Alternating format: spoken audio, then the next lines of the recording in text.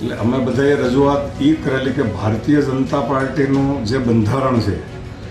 એમાં સ્પષ્ટ ભારતીય જનતા પાર્ટીએ કીધું છે, અવારનવાર મૌખિક પણ સભાઓમાં આગેવાનો બોલેલા છે કે એક વ્યક્તિને એક જ હોદ્દો આપવો. એટલે એટલા માટે અમે રજૂઆત કરેલી કે ભાઈ જુનાગઢ જિલ્લાની વાત કરીએ તો અહીંયા કિરીટ પટેલ આગળ 2 હોદ્દા 3 હોદ્દા સતત એમનેમ હોય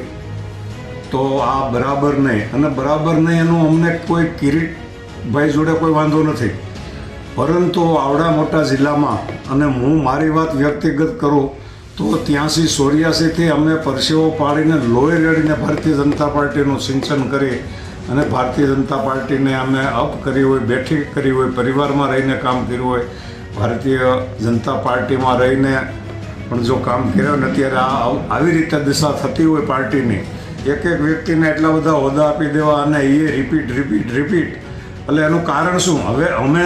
એમાં હું અત્યારે જુનાગઢ જિલ્લામાં મોસ્ટ સિનિયર આગેવાન છું ભારતીય જનતા પાર્ટીમાં, તો